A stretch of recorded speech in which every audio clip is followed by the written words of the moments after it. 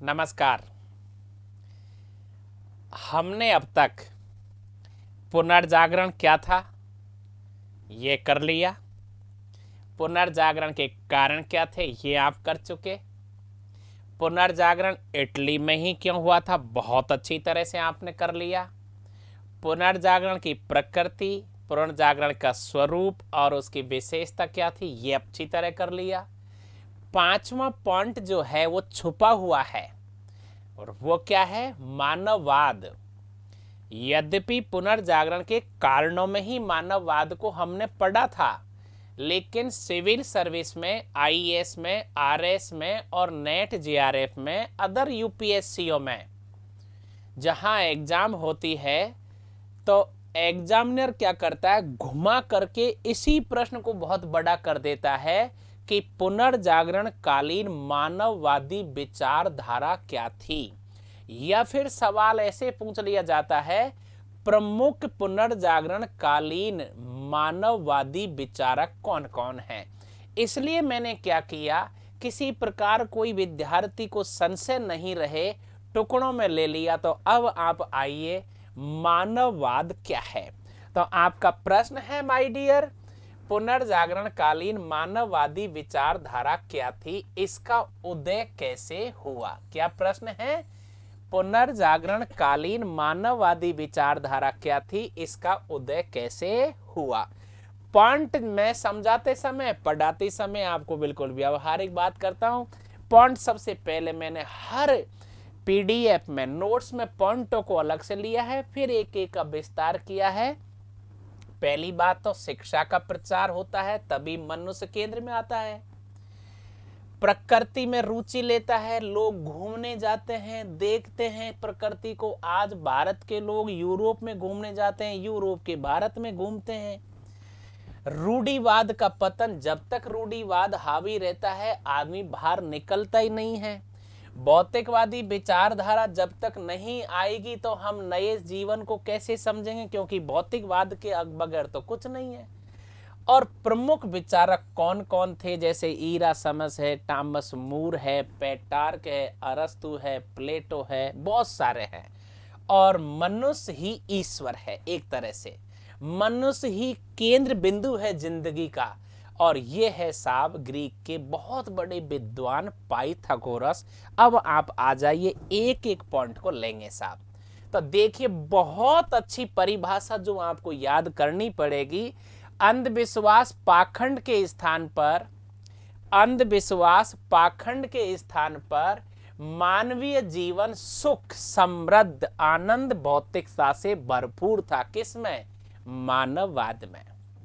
किस, दोबारा, अंधविश्वास पाखंड के स्थान पर मानवीय जीवन सुख संपदा से भरपूर था। जीवन का उद्देश्य अब क्या हो गया, आनंद हो गया, हर्ष हो गया, उल्लास हो गया, उमंग हो गई, प्रकृति में घूमने की हो गई, कविताएं गाने की हो गई, गीत गाने की बात हो गई, उपन्यास रचने की बात हो गई। इस प्रकार माय डियर फ्रेंड, मानवीय सुख की लालसा बढ़ने लग गई। आनंद किस में आता है, संगीत में। आनंद किस में आता है, गाने में। लेकिन ये जो आनंद आता है, ये मध्यकाल जो अंधकार का युग था इसमें था ही नहीं। संगीत पर क्या था, प्रतिबंध था, लिखने पर प्रतिबंध था, गीत और कविताएं हो ही नहीं सकती थी, घूमने पर प्रतिबंध था, व्यापार वाणिज्य पर प्रतिबंध था। तो अब क्या हुआ, मानववाद मानव को केंद्र में रखते हुए इसे व्यापक जीवन संदर्भों में स्थापित करने वाली एक विचारधारा का नाम है। आरएस में 2 नंबर का भी आ सकता है, 5 नंबर का भी आ सकता है। अब आईएएस में तो ये बड़ा सवाल बनता ही है, इतना ढंग से समझा दिया इस परिभाषा में। क्या था, अंधविश्वास पाखंड के स्थान पर मानव सुख, समृद्धि, आनंद, प्रेम, रोमांच, घूमना फिरना, भौतिक जीवन को जीवन जीना है आनंद से, ये मानववादी विचारधारा है। इस विचारधारा में मानव के द्वारा मानव के लिए कोई कार्य करना होता है। चलिए साहब एक एक पॉइंट को ले लेते हैं। तो देखो सबसे पहले तो क्या है, शिक्षा का प्रसार है। अब शिक्षा का जब प्रसार होता है तो व्यक्ति सोचता है, आप दोस्त भी बहुत बार बात करते हो यार गोवा घूमने चलें, नहीं यार नेपाल चलते हैं, नहीं यार दुबई चलते हैं, नहीं वैष्णो देवी चलते हैं। ये सब क्या है, आपके विचारधारा है, आपका मन है जो प्रफुल्लित होना चाहता है, लेकिन पहले तो था ही नहीं। आप बहुत सारे विद्यार्थी चाहते हो यार यूरोप में पढ़ना है, हांगकांग सिंगापुर में पढ़ना है, ऑक्सफोर्ड कैम्ब्रिज में पढ़ना है। तो ये शिक्षा का प्रसार जब होगा, स्कूल खुलेंगे, विश्वविद्यालय खुले थे। अब जब ये विश्वविद्यालय खुले थे माय डियर फ्रेंड, तो क्या हुआ, यूरोप में क्या हुआ, मानव में रुचि लेने लगा। तो देखो सीधा सा अर्थ है रुचि लेना। मानव किस में रुचि ले रहा है, तन से, मन से और धन से सुखी और समृद्ध होने की बात जब कर रहा है। ये पहला पॉइंट है मानववाद में शिक्षा का प्रसार। दूसरा है प्रकृति में रुचि लेना। पहले जब अंधकार का युग था, कितना मजा आ गया यार आपको समझाते हुए, आनंद ले लीजिए।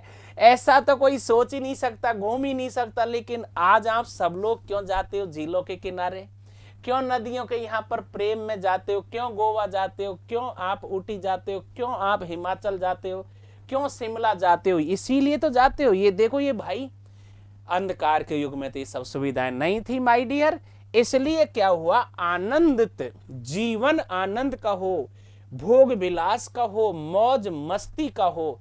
ये कौन थे, विचारक थे। उन विचारकों को देखोगे आगे की तरफ, रूढ़िवाद खत्म हो गया। ये वो चर्च है जो जिंदगी भर बस परलोक की बात करना चाहता था, जीवन भर केवल परलोक और रूढ़िवाद, कर्म कांड, बुराइयां जो थी उसकी बात करना चाहता था। कुछ नहीं बताया इन्होंने, लोगों को अंदर रखा, उनको दिशाहीन, मतिहीन, भ्रमहीन रखा था। लेकिन अब तो देखो विज्ञान का आविष्कार आ गया है, तर्क शक्ति का आविष्कार आ गया है, अब प्रेम आ गया है, घृणा नहीं थी, धर्म सापेक्ष जीवन नहीं था, निरपेक्ष जीवन था, आनंद से लोग जीना चाहते थे। रूढ़िवाद खत्म हो गया और मानव अब अच्छी तरह से जीने लग गया। ये है वो रूढ़िवाद। अब देखो ये वो स्वर्ग की कल्पना है, बिना बात स्वर्ग की कल्पना है, लेकिन इनका बाप आ गया, ये है साहब पेटार्क। अब पेटार्क कह रहा है माय डियर फ्रेंड, क्या कह रहा है, मानव जीवन एक बार मिला है, इसे जियो, दूसरे के लिए नहीं, परलोक के लिए नहीं, स्वर्ग के लिए नहीं, पोप और चर्च के लिए नहीं, खुद के लिए जियो। मानववाद का पिता कहलाता है पेटार्क। याद रखिए मानववाद का पिता कौन है, पेटार्क। ये है साहब पेटार्क, जिन्होंने मानववाद को उठाया है। तो भौतिकवादी विचारधारा आई इंसान की, और अब प्रमुख विचारकों में सबसे महत्वपूर्ण जो ताकतवर तोप है, मानववादियों का राजकुमार कहलाता है, ये है आपका इरेसमस। इरासमस, कुछ भी बोल लीजिए, इरेसमस बहुत महत्वपूर्ण व्यक्ति, सबसे ताकतवर व्यक्ति है पुनर्जागरण का, जिसने पोप और चर्च की खिल्ली उड़ाई थी। पोप और चर्च के कर्म कांड कुरीतियों पर व्यंग कसे थे। राजकुमार कहलाता है मानववादियों का, पेटार्क तो पिता कहलाता है, ये राजकुमार कहलाता है। ये प्रश्न है अपनी परीक्षाओं के, इसलिए याद रखना, ध्यान रखना। और अब आगे की तरफ देखिए, ये आपके सभी जो दिखाई दे रहे हैं, ये कौन है, मानववादी विचारक। तो इनको तो आप जानते ही हो पहले से ही, ये तो अपना अरस्तु है ही,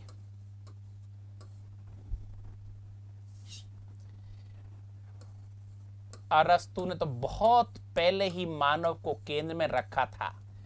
और अरस्तु के बाद, अरस्तु से पहले अपना प्लेटो है, और प्लेटो से ये अपना जो बुकासियो है, और बुकासियो के बाद में ये टॉमस मूर है, टॉमस मूर है। अब माय डियर, हमारे टाइम पे आरएस में क्या आया था, केवल इतना ही आया था, प्रमुख 4 मानववादी विचारकों के नाम लिखो। तो देखो दोबारा आ जाओ। चलिए, पेट्रार्क नाम याद हो गया? हाँ करिए। यस सर, हो गया। पेट्रार्क हो गया, इरास्मस हो गया, टॉमस मूर हो गया, बुकास हो गया, अरस्तु और प्लेटो हो गया। हो गए ना आपको पूरे की पूरे 6? दोबारा बोलो। पेट्रार्क हो गया, इरास्मस हो गया, टॉमस मूर हो गया, बुकासी हो गया, अरस्तु हो गया और प्लेटो हो गया। कौन है ये प्रमुख मानववादी विचारक जिन्होंने ही तो विचार दिया है कि ये जीवन एक बार मिला है, इससे इस जीवन का सौंदर्य है, इसको भोगो, आनंद से जियो, प्रेम से जियो, घृणा से नहीं, प्रेम से जियो, मोहब्बत से जियो। इस प्रकृति ने सब कुछ आनंद के लिए आपको जन्म दिया है। तो अब हो गए माय डियर विचारक के बाद लास्ट एक ही पॉइंट है, और ये है आपका पाइथागोरस। कौन है? पाइथागोरस। अब ये पाइथागोरस तो ऐसी बात कह रहा है कि मनुष्य ही सब कुछ है, मनुष्य ही केंद्र है, यही ईश्वर है, यही आत्मा, यही परमात्मा है। सब कुछ संसार की समस्त वस्तुओं का मापदंड केंद्र बिंदु मनुष्य है। कौन कह रहा है? पाइथागोरस। तो आपके ये जो पॉइंट हैं इनको आप दिमाग में ले लीजिए। प्रश्न अलग से आ सकता है, कभी कभार इस तरह के प्रश्न जब बड़े आ जाते हैं हमको ध्यान तो रहता नहीं है और लिख नहीं पाते हैं। मैंने इसको खोल करके पॉइंट वाइज आपको समझा दिया है। वापस देखिए, मनुष्य ही केंद्र है। मानववादी प्रमुख विचारक कौन कौन है? दोबारा याद करो। पेट्रार्क हो गया, इरास्मस हो गया, टॉमस मूर हो गया, बुकासी हो गया, अरस्तु हो गया और प्लेटो हो गया। भौतिकवादी विचारधारा, ये स्वर्ग और नरक से कोई मतलब नहीं है। यहां कौन कह रहा है? पेट्रार्क कह रहा है जीवन प्रेम से जियो, घृणा से नहीं, सुख और सौंदर्यता के लिए जियो, प्रकृति का आनंद लीजिए, भोग लीजिए जो आपको जीवन मिला है। रूढ़िवादी विचारधारा बिल्कुल खत्म है। चर्च, पोप, पादरी ये बिल्कुल बकवास है, इनको खत्म कर दीजिए। विज्ञान पर ध्यान दीजिए, रूढ़िवाद को बिल्कुल खत्म कर दीजिए। प्रकृति है, आनंद से इस प्रकृति को निहारिए, प्रेम और सौंदर्यता में डूब जाइए। गीत, कविता, कहानियां, आपका कंठ जब गाता है मजा आता है, आप संगीत सुनते हो मजा आता है, आप पियानो बजाते हो मजा आता है। और फिर ये हो गया शिक्षा का प्रसार, विश्वविद्यालय। ये 6 पॉइंट जो हैं ये आपने याद कर लिए। अब कभी भी प्रश्न आ सकता है मानववाद का तो आप अच्छी तरह से कर दोगे। अब आपके अगला जो पॉइंट आ रहा है वो क्या है? परिणाम और प्रभाव। साहित्य पर प्रभाव, कला पर प्रभाव, विज्ञान पर प्रभाव। Thank you very much. जय हिंद।